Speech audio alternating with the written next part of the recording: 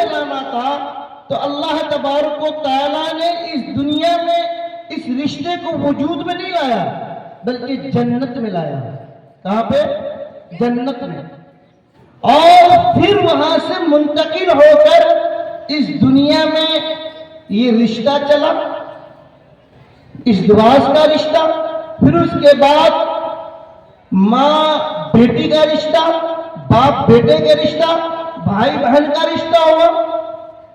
جب دنیا ختم ہو جائے گی، قیامت واقع ہو جائے گی اور اللہ تبارک و تعالی جنتی کو جنت میں داخل فرما دیں گے تو وہاں بھی جو رشتہ باقی رہے گا وہ میاں بیوی کا رہے گا. یہ ایسا رشتہ ہے جو جنت سے آیا پھر جنت تک جائے گا. اور یہ نکاح ہے کیا چیز؟ میرے محترم بزرگوں دوستو، انسان کے اندر جو ایک فطری طاقت ہے، فطری قوت ہے، جو ایک شہوت ہے، اللہ تبارک و تعالیٰ نے اس ضرورت کو پورا کرنے کے لیے ایک پاکیزہ اور حلال طریقہ نکاح کا وجود اس دنیا کے اندر قائم فرمایا. نکاح کے ذریعے آدمی پاکیزہ بن جاتا ہے، متقی بن جاتا ہے، پرہیزگار بن جاتا ہے. اور نکاح یہ جناب محمد رسول اللہ سرکار دو عالم صلی اللہ علیہ وسلم کی سنت ہے، یہ ان کا طریقہ ہے. اللہ کے رسول نے فرمایا یہ نبیوں کا طریقہ ہے، نبیوں کی سنت ہے، تمام نبیوں نے نکاح کیے ہیں. ایک موقع سے اللہ کے رسول صلی اللہ علیہ وسلم کے پاس چند حضرات صحابہ آئے. انہوں نے کہا کہ میں نکاح چھوڑ کر عبادت میں مشغول ہونا چاہتا ہوں. تو اللہ کے رسول نے فرمایا کہ میں انسان ہوں، اللہ سے ڈرنے والا تم میں سب سے زیادہ میں ہوں. میں نوافل بھی پڑھتا ہوں، روزے بھی رکھتا ہوں، فرض بھی پڑھتا ہوں اور نکاح بھی کرتا ہوں اور نکاح کے حقوق بھی ادا کرتا ہوں. تو میرے محترم بزرگوں دوستو، اللہ کے رسول نے ان کو نکاح چھوڑنے کی اجازت نہیں دی بلکہ فرمایا کہ نکاح یہ میرا طریقہ ہے، جو اس سے اعراض کرے گا وہ میری سنت سے اعراض کرے گا.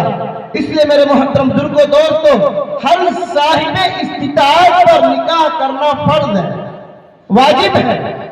ان کے 2-3-5 احکام ہیں، بہرحال میں تفصیل میں نہیں جاؤں گا. جو اپنی بیوی کی ضروریات کو پورا کرنے پر قادر ہے اور اس کو نکاح کی ضرورت ہے تو میرے محترم بزرگوں دوستو ان کے لیے نکاح کرنا ضروری ہے. اب ہم لوگ تو الحمدللہ نکاح کرتے ہیں، لیکن نکاح کو کتنا مشکل بنا دیا، کتنا مشکل بنا دیا. میرے محترم بزرگوں دوستو یاد رکھیے، جب آدمی کسی فرض کو مشکل بنا دیتا ہے یا فرض کی ادائیگی میں کوتاہی کرتا ہے تو اللہ تبارک و تعالیٰ اس کو حرام کا مرتکب بنا دیتا ہے. ہم نے نکاح کو مشکل بنا دیا اور جو زنا جو مشکل تھا، حرام تھا، نکاح کے مشکل ہونے کی وجہ سے یہ زنا آسان ہو گیا، زنا عام ہو گیا. میرے محترم بزرگوں دوستو، اگر میں آنکھوں دیکھی باتیں آپ کے سامنے رکھوں تو آپ ہکا بکا رہ جائیں گے اور یہ سوچنے پر مجبور ہو جائیں گے کیا ہمارے قوم کے اندر بھی ایسی بچیاں، ایسی عورتیں موجود ہیں. میرے محترم بزرگوں دوستو، میں کسی کی بتائی ہوئی باتیں نہیں سنا رہا، میں نے جو آنکھ سے دیکھا ہے میں وہ بتا سکتا ہوں کہ آج سے تقریباً 2 سال پہلے آپ کے پچھم والے سڑک سے میرا گزر ہوتا ہے. میں نے نوجوان لڑکوں کو، نوجوان لڑکیوں کو مکئی کے اندر چھپ کر بیٹھے ہوئے حالت میں پایا. جب میری گاڑی کی آواز ان کے کان تک پہنچتی ہے تو میرے محترم بزرگوں دوستو لڑکی وہیں پہ لیٹ جاتی ہے، لڑکا بھاگ جاتا ہے اور بڑے دکھ کے ساتھ مجھے یہ کہنا پڑ رہا ہے کہ وہ لڑکا، وہ لڑکی غیر نہیں بلکہ محمد رسول اللہ سرکار دو عالم صلی اللہ علیہ وسلم کی امت میں شامل ہے. میرے محترم بزرگوں دوستو، کیوں یہ نوبت کیوں آ گئی، یہ نوبت کیوں آ رہی ہے؟ یہ قوت شہوانیہ کا غلبہ ہر انسان کا فطری تقاضا ہے، لیکن باپ ماں نے نکاح کو اتنا مشکل بنا دیا، سماج نے نکاح کو اتنا مشکل بنا دیا، لڑکی والے کی طرف سے بھی لڑکے والوں کی طرف سے بھی، کہ آج لڑکیاں اپنی جوانی کی دہلیز پہ قدم رکھ چکی ہیں، لڑکے بالغ ہو چکے ہیں، وہ اپنی شہوانی خواہشات کی تکمیل کے لیے وہ دوڑے پھر رہے ہیں، لیکن بات ہے کہ باپ یہ اس ارادے سے اپنے اس بیٹا کی شادی کو موقع کرتا ہے کہ کہیں سے کوئی گاڑی کی بات آ جائے، کہیں سے کوئی 4 چکا کی بات آ جائے، کہیں سے کہیں اپاچی کی بات آ جائے، کوئی 5 لاکھ دینے والا مل جائے، اور یہ لڑکی کے والدین یہ اس لیے تاکید کرتے ہیں کہ کوئی نوکر مل جائے، کوئی نوکر مل جائے جو نوکری کرتا ہو۔ میرے محترم دوستو، اس باپ اور ماں سے پوچھے تو وہ باپ میں کہتا ہے کوئی سروس والا ملے گا تو اپنی بیٹی کا نکاح کر دیں گے۔ وہ سروس، یہ تو انگلش میں سروس ہے، اردو میں نوکری ہے۔ یہ نوکر، ہر باپ یہ چاہتا ہے کہ میں نوکر سے اپنی بیٹی کی شادی کروں۔ ایک زمانہ تھا نوکر سے شادی کرنا نہیں چاہتا تھا، لیکن آج فخریہ طور پر باپ انتظار کرتا ہے کہ کوئی نوکر ملے، کوئی چاکر ملے، لیکن وہ نوکر چاکر آپ کا نہیں بلکہ سرکار کا ہونا چاہیے، تو ہم اپنی بیٹی کا اس سے نکاح کر دیں گے۔ اور پھر میرے محترم دوستو، کبھی ماسٹر، کبھی ڈاکٹر، کبھی پروفیسر، کبھی انجینئر کو ڈھونڈتے اتنے سال گزار دیتے ہیں کہ وہ بچیاں جوانی کی دہلیز میں قدم رکھ کر وہ آگے گزر جاتی ہے۔ اور میرے محترم دوستو، ان کو کوئی ماسٹر نہیں ملتا، ان کو کوئی ڈاکٹر نہیں ملتا، کوئی پروفیسر نہیں ملتا، اس لیے کہ ہماری قوم کو نکاح کے بارے میں صرف یہ پتا ہے کہ لڑکا کمانے والا چاہیے، لڑکا دولت والا چاہیے، لڑکا نوکری والا چاہیے۔ میرے محترم دوستو، یاد رکھیں، اگر کوئی کام اپنے نفس کے مطابق کریں گے، اپنی خواہشات کے مطابق کریں گے، عورتوں کی بات پر چل کر کریں گے، تو مصیبت آئے گی، بلائیں آئیں گی، آفتیں آئیں گی۔ میرے محترم دوستو، بیٹی جوان ہے تو جناب محمد رسول اللہ سرکار دو عالم صلی اللہ علیہ وسلم کی بھی 4 بیٹیاں جوان تھی۔ اگر بیٹا جوان ہے تو حضرات صحابہ بھی جوان تھے۔ چلیے اس سوالے کو چھوڑیے، کھاتے کو چھوڑیے، اپنے ماحول کو چھوڑیے، جناب محمد رسول اللہ سرکار دو عالم صلی اللہ علیہ وسلم کی جو زندگی ہے، جو ہمارے لیے آئیڈیل اور نمونہ ہے، ہم ان کی زندگی میں تلاش کریں کہ جناب محمد رسول اللہ نے اپنی بیٹیوں کا نکاح کیسے کیا، حضرات صحابہ نے اپنے لڑکوں کا نکاح کیا۔ آج ہم نے اس تلاش اور جستجو میں اپنے آپ کو نہیں لگایا، نئی مصیبتیں ہمارے گھر آ چکی ہے۔ میرے محترم دوستو، جناب محمد رسول اللہ سرکار دو عالم صلی اللہ علیہ وسلم کے پاس ایک نوجوان عورت آتی ہے، کہتی ہے اے اللہ کے رسول، میرا آپ اپنے سے نکاح کر دیجئے یا پھر کسی اور نوجوان لڑکے سے نکاح کرا دیجئے۔ وہ جوان خاتون کہتی ہے، کچھ دیر کے بعد ایک نوجوان آتا ہے، اللہ کے رسول سے فرماتا ہے اے اللہ کے رسول، اس خاتون کا مجھ سے نکاح کر دیجئے۔ اللہ کے رسول نے فرمایا تمہارے پاس کچھ ہے؟ کہا کچھ بھی نہیں۔ کچھ تو ہوگا؟ کہا کچھ بھی نہیں ہے۔ کہا کہ ٹھیک ہے، جاؤ اپنے گھر میں جو کچھ پانا تم لے کر آ جانا۔ وہ گھر گئے، تلاش کیا، کچھ نہیں ملا۔ اللہ کے رسول کے پاس آئے، فرمایا اے اللہ کے رسول کچھ بھی نہیں ہے۔ اللہ کے رسول نے کہا لوہے کی انگوٹھی تو ہوگی نا؟ کہا کہ اے اللہ کے رسول وہ بھی نہیں ہے۔ تو پھر اللہ کے رسول صلی اللہ علیہ وسلم نے فرمایا تجھے قرآن یاد ہے، قرآن پڑھنا آتا ہے؟ اس صحابی رسول نے کہا کہ ہاں۔ کہا کہ بس میں نکاح کرا دیتا ہوں، تم اس خاتون کو اس کے عوض قرآن سکھا دینا، قرآن سکھا دینا۔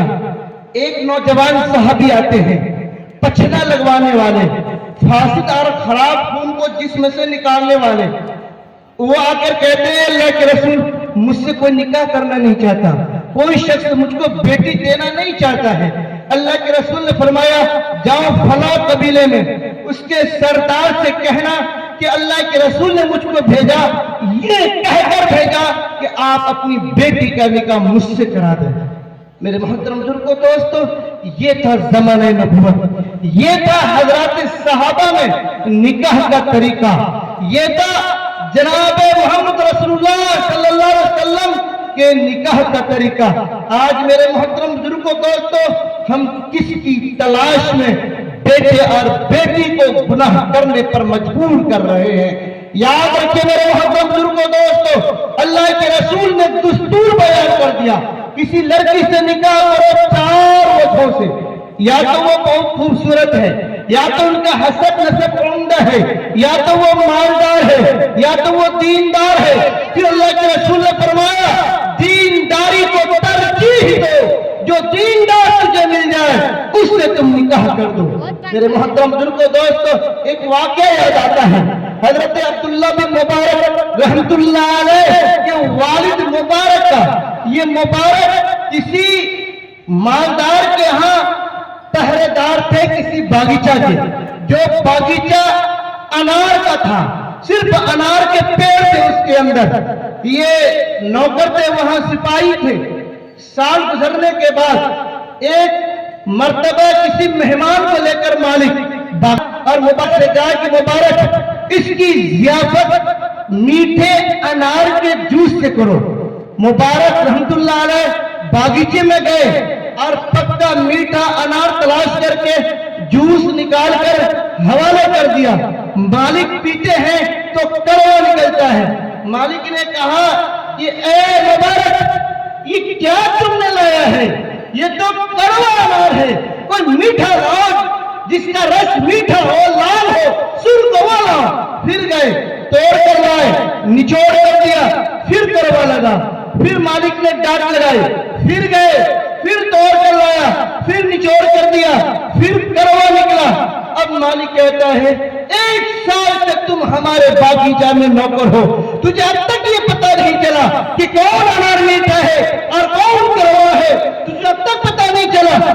مبارک نے کہا مسلمانوں، حضرت مبارک نے فرمایا جو فرمایا ہے وہ ہماری زندگی کے لیے رہنمائی ہے۔ ہر مسلمان کو چاہیے کہ اس اصول پر اور ان کے طرز زندگی پر عمل کرے۔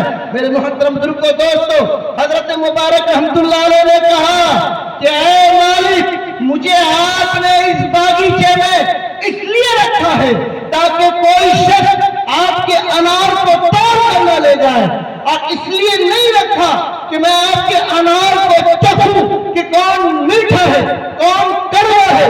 خدا کی قسم یہ باغیچے گواہ ہے، یہ زمین گواہ ہے، یہ آسمان گواہ ہے، یہ فضا گواہ ہے کہ میں 1 سال سے آپ کے باغیچے کے اندر نوکر گیری کر رہا ہوں، سپاہی کے فریضے کو انجام دے رہا ہوں، لیکن ایک دانہ بھی آپ کے انار کا نہیں چکھا۔ بھلا مجھے کیسے پتا چلے گا کون میٹھا ہے کون کڑوا ہے؟ میرے محترم بزرگوں دوستو، جو اللہ والے ہوتے ہیں، بڑے لوگ ہوتے ہیں، جن کا اللہ سے تعلق ہوتا ہے، وہ انسان کو پہچان لیتے ہیں۔ فورت مالک نے کہا کہ اے مبارک میرے گھر ایک جوان بیٹی ہے، میں نکاح کرنا چاہتا ہوں، بتاؤ میں کس سے نکاح کروں؟ حضرت مبارک نے کہا کہ دنیا میں نکاح کرنے کے 3 طریقے رائج ہیں، اب ان 3 طریقوں میں سے کسی ایک طریقے کو اپنا لیجئے۔ ایک طریقہ یہودیوں کا ہے، ایک طریقہ نصرانیوں کا ہے، ایک طریقہ امت مسلمہ کا ہے۔ اگر آپ کو یہودی طرز پہ نکاح کرنا ہے، جو دولت مند لڑکا مل جائے، دولت سے دولت مند لڑکا مل جائے، خوب کمانے والا مل جائے، آپ اس کو تلاش کر اپنی بیٹی کا نکاح کرا دیجیے۔ اور اگر آپ کو نصرانیوں کا طرز اگر آپ کو پسند ہے تو خوبصورت دماغ ڈھونڈ لیجئے، جو دنیا کے اندر خوبصورت سے خوبصورت لڑکا مل جائے، اپنی بیٹی کا نکاح اس سے کرا دیجئے۔ اگر آپ کو جناب محمد رسول اللہ کی زندگی اور ان کی شریعت سے کچھ تعلق ہے، آپ ان کے طرز کے مطابق نکاح کرنا چاہتے ہیں، جو دیندار مل جائے تلاش کر کے دیندار لڑکے سے اپنی بیٹی کا نکاح کرا دیجیے۔ وہ مالک اپنی بیوی کے پاس آتے ہیں، تذکرہ کرتے ہیں، بیوی کہتی ہے خدا کی قسم روئے زمین پر مجھے مبارک سے زیادہ دیندار کوئی نہیں ملے گا، میں اپنی بیوی، میں اپنی بیٹی فاطمہ کا نکاح اپنے غلام، اپنے نوکر، اپنے سپاہی مبارک سے کروں گی۔ نکاح ہوا، عبداللہ بن مبارک رحمۃ اللہ علیہ پیدا ہوئے۔ تو میرے محترم دوستو، آج ہم کہاں پھنسے ہوئے ہیں؟ آج ہم نے نکاح کو مشکل بنا دیا، جہیز طلب کیا ہے، ہم نے جہیز طلب کر کے لڑکیوں کو پھانسی کے پھندے پر لٹکنے پر مجبور کر دیا ہے۔ میرے محترم دوستو، ایک رپورٹ ہے، ایک سروے ہے کہ 2010 کے بعد سے اب تک تقریباً 9000 مسلم خواتین جہیز کی پورتی نہ ہونے کی وجہ سے اپنے آپ کو موت کے حوالے کر دیا ہے۔ تقریباً 9000 عورتیں ہیں۔ پھر آپ نے 2-4 سال پہلے گجرات کے اندر عائشہ کا واقعہ آپ نے سنا ہوگا کہ ان کے شوہر کے گھر والوں نے وہ مجبور کیا، باپ کو فون کرتی ہے اور کہتے ہیں کہ میں خودکشی کر لوں گی، باپ نہ منع کرتے ہیں، نہیں مانی، دریا میں کود کر اپنے آپ کو موت کے حوالے کر دیا۔ مسلمانوں، کون ہے اس کا ذمہ دار؟ کون ہے اس کا ذمہ دار؟ آپ کو اس کا احساس ہونا چاہیے، آپ کو ذمہ داری لینی پڑے گی۔ آج ہماری زبان اتنی لمبی ہو گئی، ہمارا ہاتھ اتنا لمبا ہو گیا کہ ہم خالق کو چھوڑ کر مخلوق سے سوال کرنا شروع کر دیے۔ لوگوں، جب تک آپ خالق کی طرف سے توجہ ہٹا کر مخلوق سے مانتے رہیں گے تو آپ سے زیادہ ذلیل کوئی قوم اس دنیا کے اندر نہیں رہے گی۔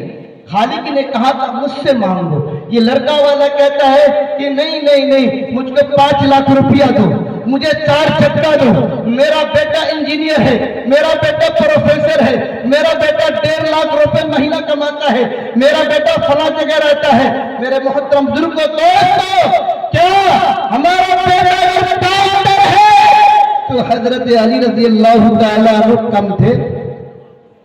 کیا مطالبہ تھا حضرت علی کا؟ کیسا نکاح ہوا حضرت علی کا؟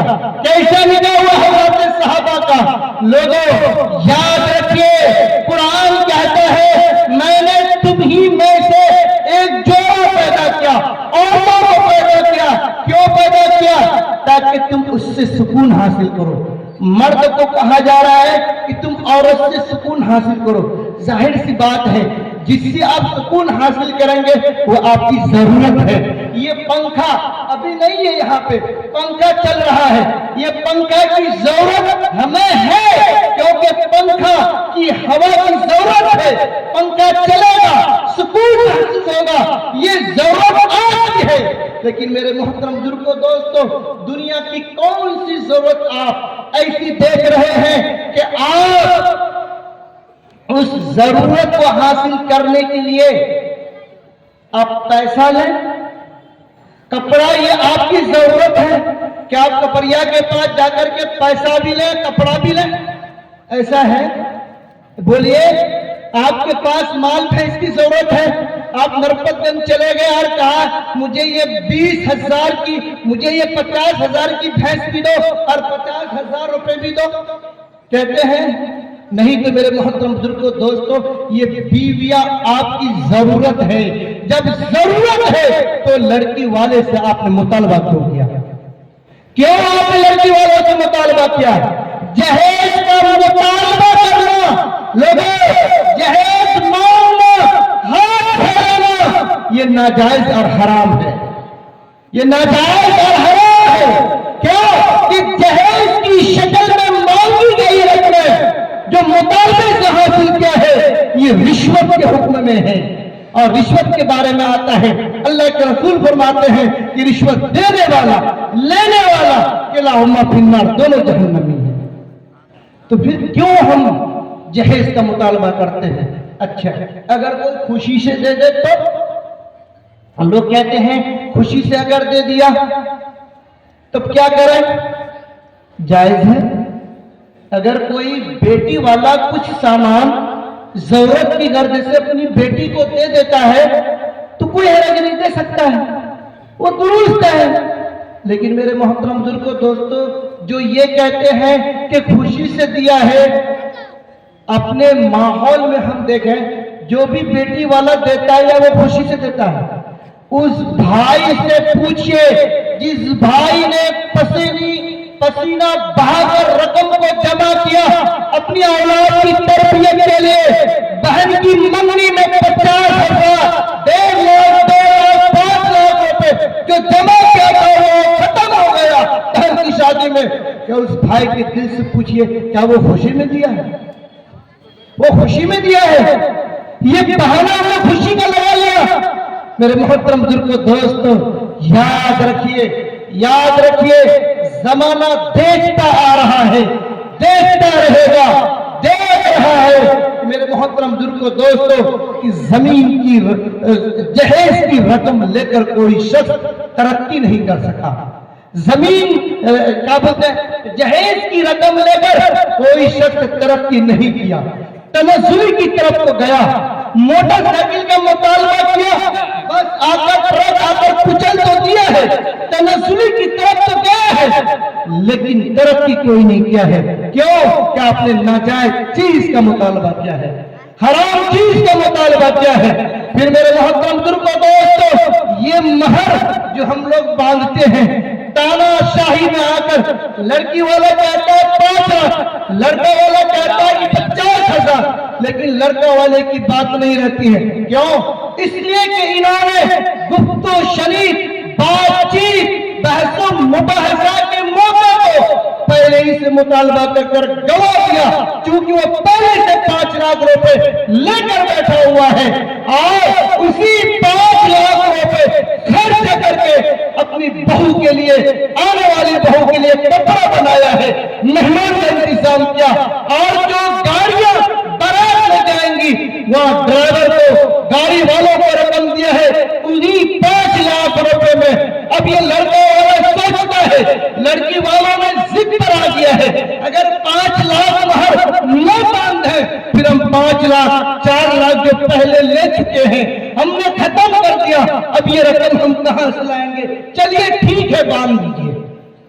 جبکہ اللہ کے رسول نے فرمایا کہ مہر زیادہ مت باندھو، لڑکے کی حیثیت کو دیکھ کر مہر کو باندھا جائے، اور مہر ادا ہو جانی چاہیے، ادا کر دینا چاہیے۔ حضرت عمر رضی اللہ تعالیٰ نے فرماتے ہیں کہ اللہ کے رسول نے کسی کا مہر زیادہ نہیں باندھا، غالباً 12 سے زیادہ کسی کا مہر نہیں ہے، کم مہر ہے، کم باندھا جائے۔ لیکن یہ لڑکا والے پہلے جس کا مطالبہ نہیں ہونا ہے پہلے ہی لے لیا ہے۔ پھر میرے محترم بزرگوں دوستو، نکاح میں خرچ کیا ہے؟ اتنا آسان نکاح ہے، اتنا آسان نکاح ہے، شاید ہی کوئی معاملہ اس سے زیادہ آسان ہو۔ نکاح میں صرف 2 خرچ ہیں، ایک خرچ لڑکا لڑکی کو مہر ادا کرے، اور دوسرا خرچ لڑکا یہ دوسرے دن لڑکا دوسرے دن دعوت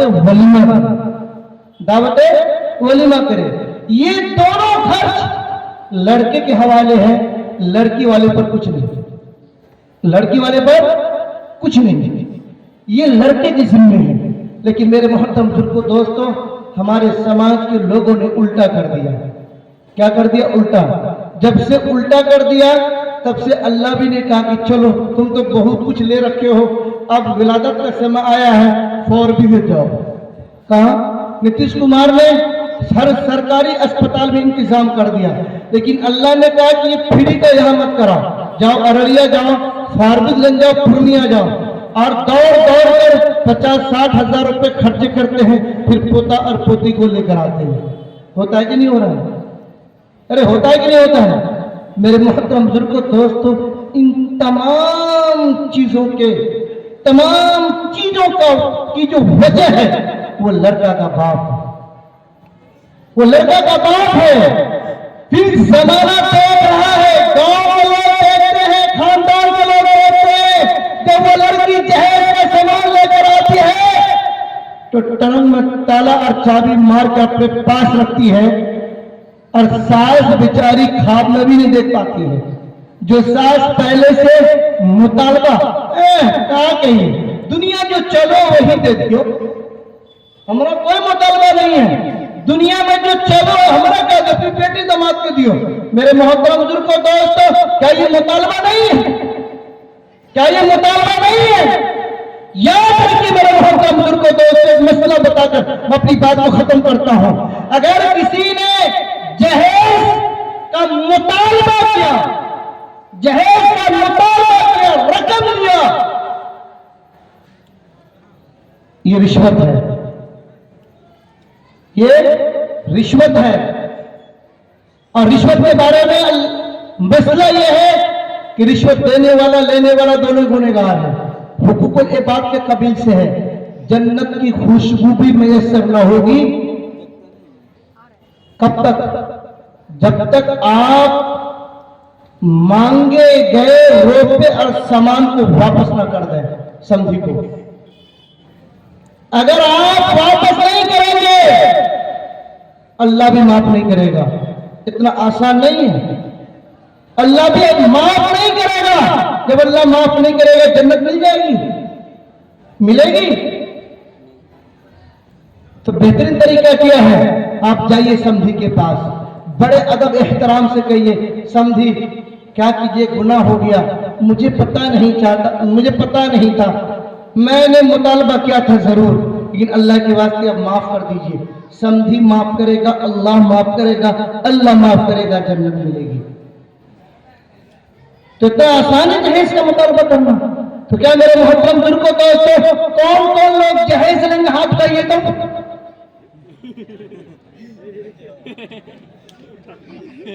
الحمدللہ اکثر لوگ سن رہے ہیں۔ جہیز لیں گے؟ آج سے جہیز لیں گے آپ لوگ؟ نہیں لیں گے نا؟ ہاتھ اٹھائیے تو۔ نہیں لیں گے نا جہیز؟ دیکھو چھوٹا بچہ بھی جو ہاتھ اٹھا دیا، ہم دیکھو پیچھے تمہارا باپ نہ ہو، اگر باپ ہوگا پھر پٹائی ہو جائے گی۔ کمینہ اتنا فطری سے پوس پاس کے جوان کیا، اور وہ ہاتھ اٹھاتے کہ ہم جہیز نہیں لیں گے۔ یہ تو چیک ہے، چیک کیا ہے؟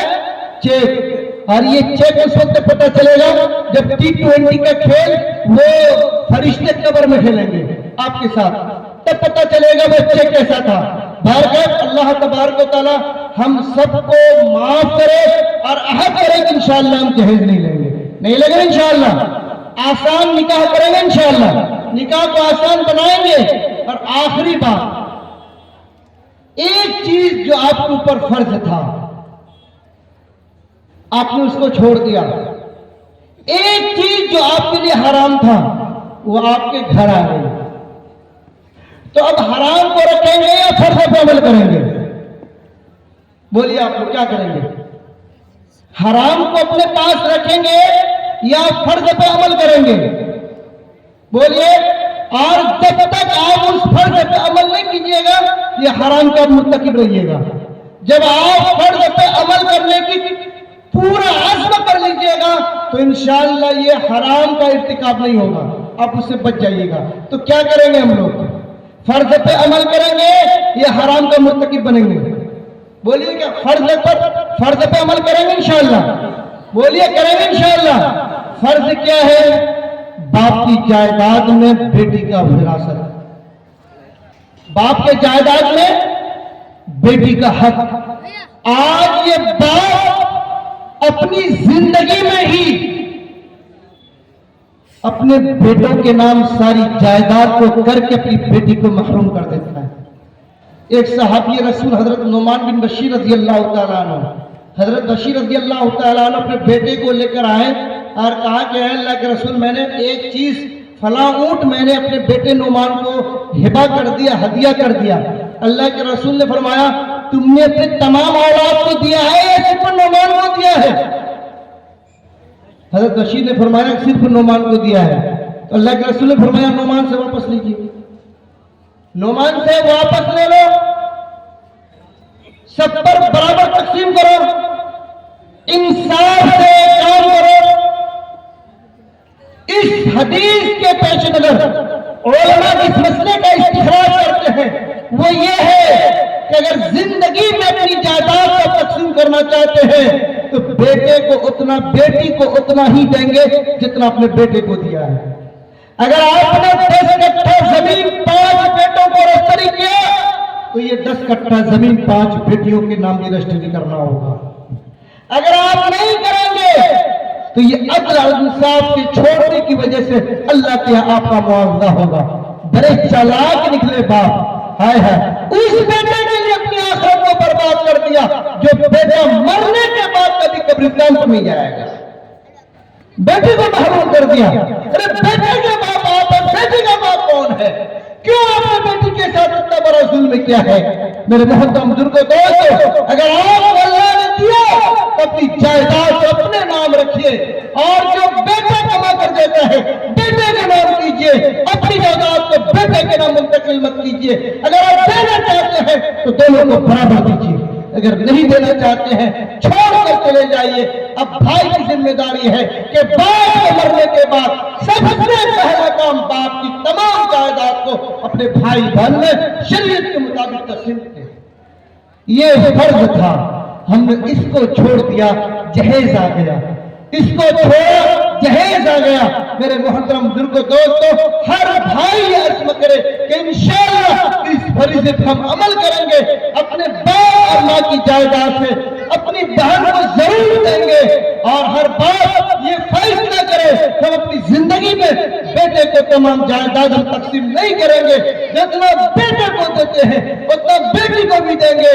اگر نہیں دیتے ہیں تو کسی کو مت دیجیے، موت کے بعد ان کا بھائی ازروے شرح ان کو تقسیم کر دے گا، بھائی کو بھی اور بہن کو بھی حق ملے گا۔ انشاءاللہ کرے گا میرے اس پر من کریں گے انشاءاللہ۔ اگر آپ نے ایسا نہیں کیا تو فرشتے تیار ہیں آپ کے ساتھ قبر میں کھیل کرنے کے لیے۔ فرشتے، اللہ سے ڈریے، اللہ سے ڈریے، بیٹیوں کو اپنی وراثت سے محروم مت کیجیے۔ نہیں کریں گے انشاءاللہ۔